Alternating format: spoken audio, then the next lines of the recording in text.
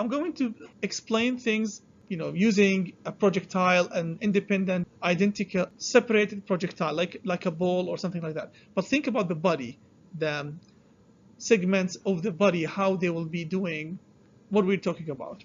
So let me start with this quickly. The effect of gravity. We agree we have 9.81, right? Gravitational force pulling us down when we do this, and that's the only force that's acting, or acceleration that acts in projectile motion, right? An example of projectile motion, let's say someone is throwing a baseball, right? Your energy and speed and everything that your body is generating will be transferred to that ball. Now the ball is a projectile, become projectile. When it leaves the hand, the only thing that acts on it is the gravity.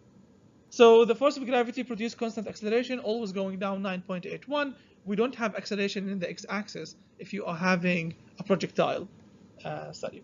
And the reason why we say near to the surface of Earth, the more that you go higher and higher in the atmosphere, that value changes actually slightly.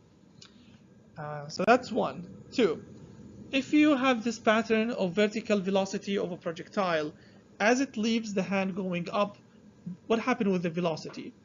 As it goes down, it increases because of the gravitational acceleration. Now, at the peak of the apex, of when the ball is reaching the top highest point, velocity is 0. And also, if you are doing it with a circular motion, that's symmetric. So if you don't have friction going up, it's going to be the same thing going down the other side, and it's symmetric. So we talked about that. Now, here's what I would like from us to always consider when we look at kinematics, linear kinematics. You need to plot 3 graphs: displacement, velocity, and acceleration. And for any projectile, you need to make sure that you draw it correctly. For example, see the one on the left here, the top graph. This is vertical displacement. So can you what does this mean? The displacement increase vertically, so I'm going up, up, up, then I stop, and then it start going down till it reaches the subject. You throw something up, the distance will increase vertically, and then it goes down. Now, how would you describe this parabola? What do you think is the function would look like if that is the case? X squared, right? It's going to be parabolic, but it's to the power 2. Now, the derivative of something to the power 2 is going to be linear. So the derivative position is velocity. So that's the curve here. The velocity, when you throw it up, it decreases till it reaches 0, and then start increasing till it goes back to the subject himself. Now, what happened to acceleration? You're throwing it up and down. The only acceleration vertically is gravity. It should always be minus 9.8. And for any kinematic analysis, do not analyze anything except unless you have the position, velocity, and acceleration. And that's something as engineers, when we look at the data of physical therapy or exercise science, they look at the position only. You need to have the velocity figures and the acceleration while you're comparing the data.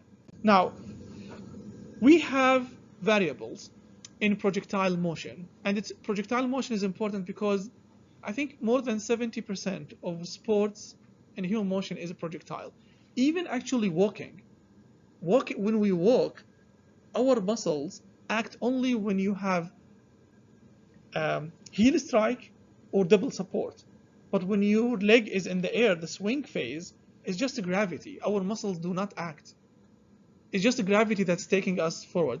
And if you've seen this before, elderly people who lose ability to move, physical therapists train them to lean forward to make gravity push them to walk. Because gravity is what actually makes us walk most of the time, except when we have the muscles. So the variable kinematics variables for the projectile motion are flight time, how much time it takes for us to do the flight, horizontal displacement, vertical displacement, and the trajectory itself. Now, if your initial velocity is small or large, that's going to affect the flight time. And I'm going to show you examples of how to do this.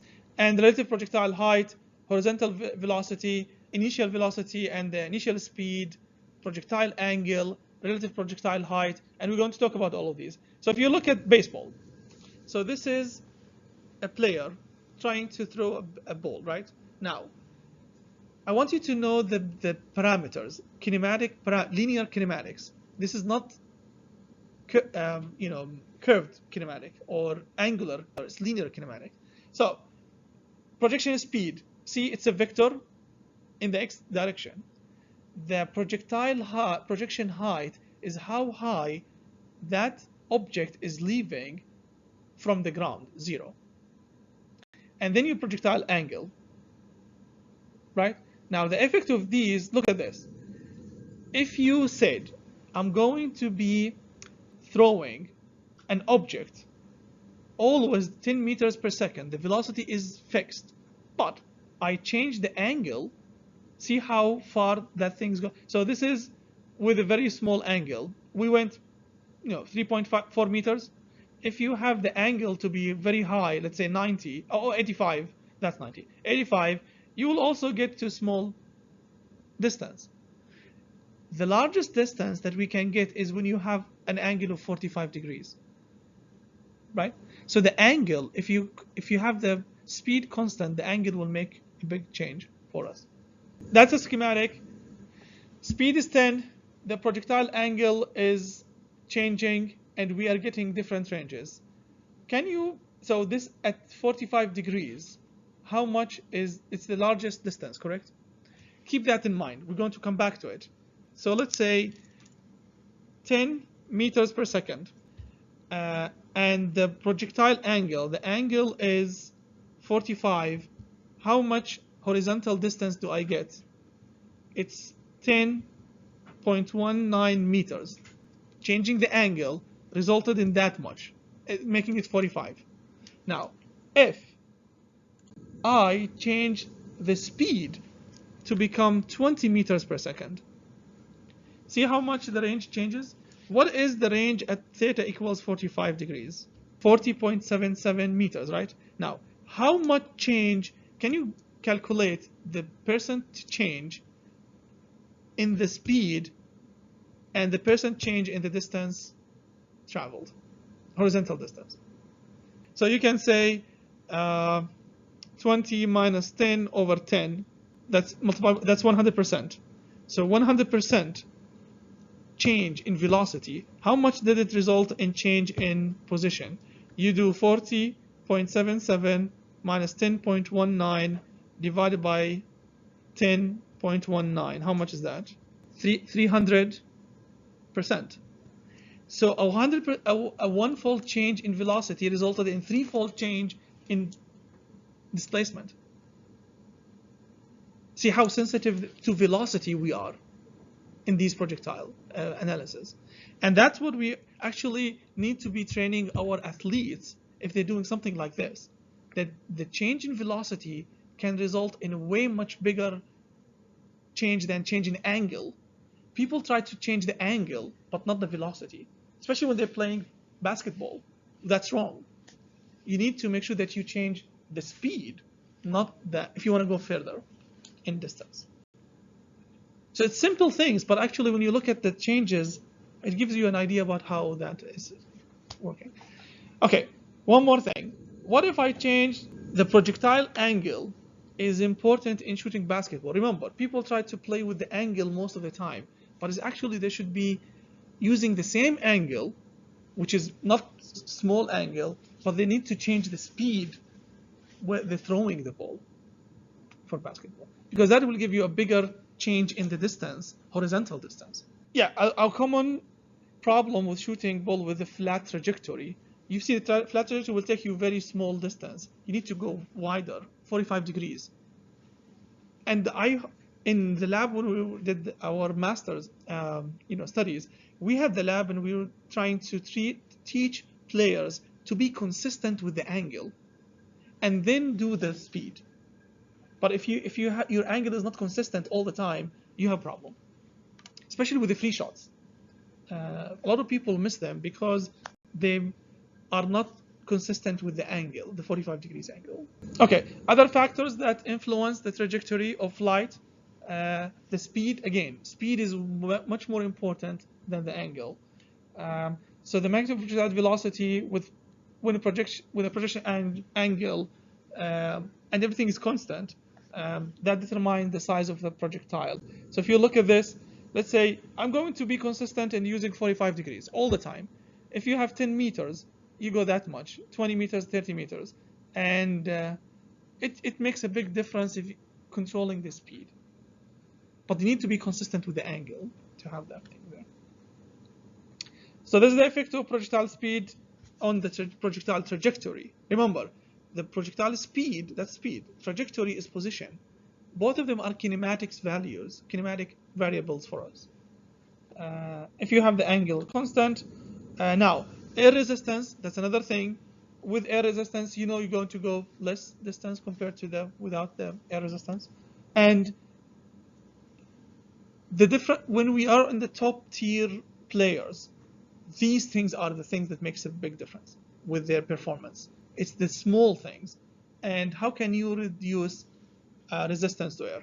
For example, if we took an extreme example, swimming. People who swim with only the shorts. So nowadays people are trying to wear an entire plastic, cover the entire body. Do you know why they do this? Decrease friction, which would create drag, and they found that can increase actually 20% of the time improvement because our skin is rough. Designing these wearables change performance. And I remember that there was one of the Olympic Games, they actually start making a lot of problems about this, that, well, this is not fair, and the material is different, we need to have standards, nobody can use whatever they want, and now they're paying attention to that. But the resistance, again, when you are on the professional level, these are the things that makes a difference for someone. Okay. Instantaneous velocity, we talked about it. We're good with that, and the average velocities.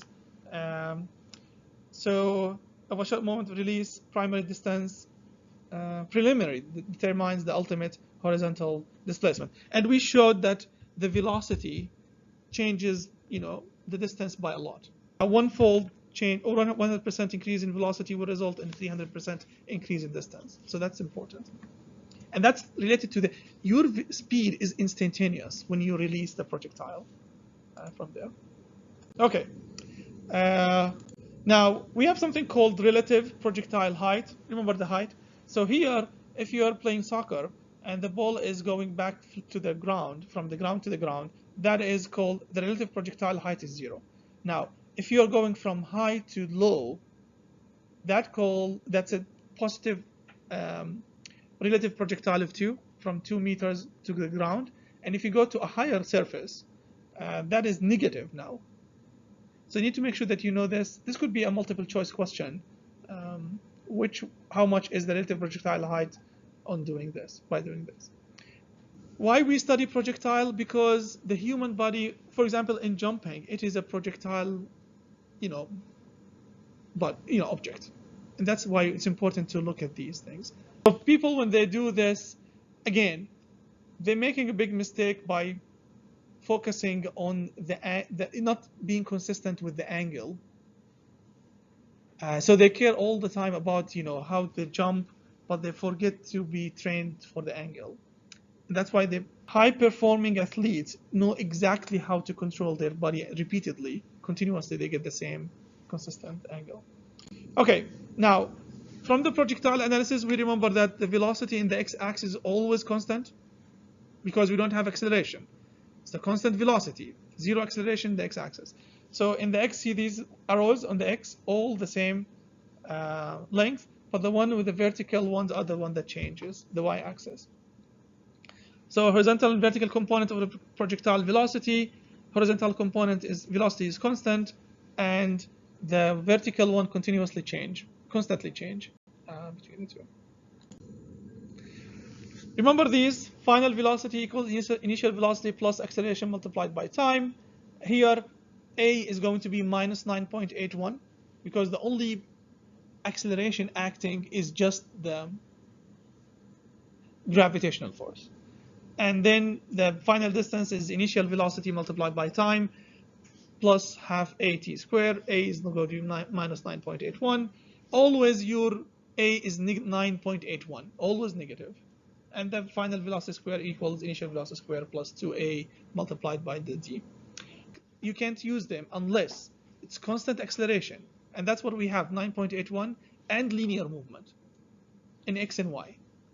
Make sense? You can't use these equations of motion other than under these conditions: constant acceleration and linear movement, x and y, linear in x and linear in y.